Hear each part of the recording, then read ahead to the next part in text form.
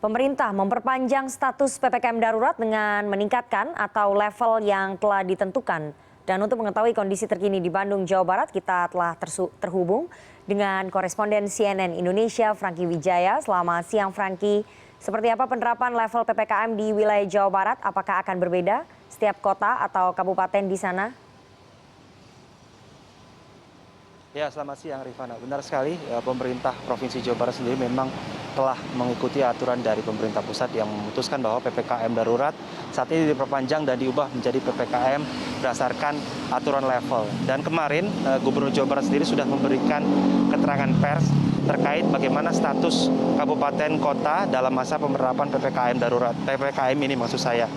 Gubernur Jawa Barat Ridwan Kamil kemarin menegaskan bahwa meskipun ada sejumlah daerah kabupaten kota yang sebenarnya bisa masuk PPKM level 3, namun beliau memutuskan untuk menerapkan PPKM level 4 di 27 kabupaten kota di Jawa Barat hingga tanggal 25 Juli mendatang. Ini dilakukan karena mengingat meskipun selama masa PPKM darurat dilakukan 3 hingga 20 Juli kemarin ini ada tren penurunan dari jumlah kasus COVID-19 di Jawa Barat, namun dia menilai agak sedikit riskan jika sudah diberikan kelonggaran terlalu cepat. Oleh karena itu, dari 27 kabupaten kota ini masih melakukan PPKM level 4. Dan nantinya setelah tanggal 25, pemerintah kota kabupaten masing-masing diberi kewenangan untuk memberikan kelonggaran atau menurunkan level PPKM-nya sesuai dengan kondisi dari kasus konfirmasi COVID di daerah masing-masing yang tentu saja harus berkoordinasi dengan Satgas di Jawa Barat. Ini yang masih ditunggu. Sementara untuk penerapan level 4 sendiri saat ini seperti yang saya pantau di Kota Bandung memang tidak jauh berbeda karena pemerintah Kota Bandung sendiri sudah mengeluarkan peraturan wali kota yang mengatur bagaimana pelaksanaan PPKM level 4 ini.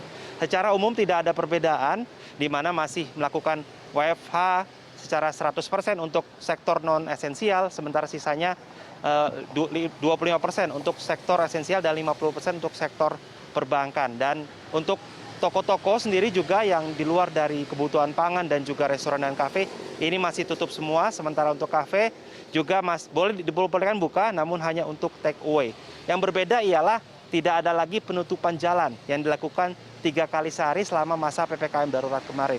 Ini juga menjawab sebenarnya dari keluhan pedagang kaki lima yang kemarin sempat berdemo di Kota Bandung karena mereka mengatakan bahwa adanya PPKM darurat, terutama penutupan jalan, ini cukup mengganggu untuk mencari penghasilan mereka. Karena meskipun mereka diberi kewenangan untuk membuka dagangannya, namun karena banyak jalan-jalan yang ditutup, banyak sekali orang yang kebingungan sehingga memutuskan untuk tetap berada di rumah saja dan tidak membeli dagangan mereka. Dan tadi pantauan saya memang di PKL Cicadas misalnya itu sudah buka kembali, namun jika dilihat memang kondisi yang masih sepi. Dan salah satunya seperti Jalan Braga saat ini. Di sini kafe-kafe dan juga restoran masih buka, namun bisa dilihat ini hanya ada orang melintas tanpa ada orang berjalan kaki yang biasanya ramai. Ini yang juga menjadi concern dari para PKL. Namun dari petugas sendiri memastikan bahwa untuk PKL diberikan jaminan dan juga penambahan waktu buka. Jika pada PPKM darurat kemarin hanya diizinkan buka pukul 7, sekarang diperpanjang hingga pukul 8. Dan ini juga berlaku untuk restoran dan juga kafe, Rifana. Dengan penerapan PPKM level 4 ini, apakah mobilitas masyarakat di Bandung dan juga di sekitarnya ini terlihat ada peningkatan atau masih sama saja pada saat seperti PPKM darurat?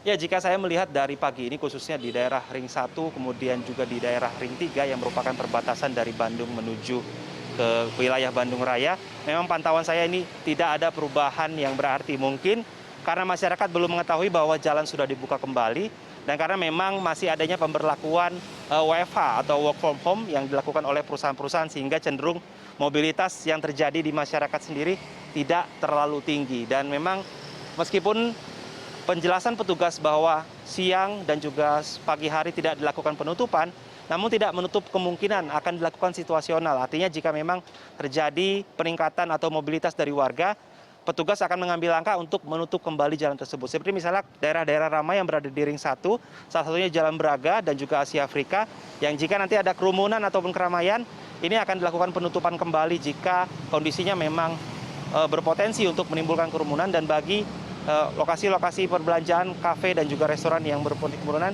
ini juga akan diberi sanksi seperti masa PPKM darurat kemarin. Rifana. Ya, terima kasih koresponden CNN Indonesia Franky Wijaya atas laporan lengkap Anda. Selamat bertugas kembali.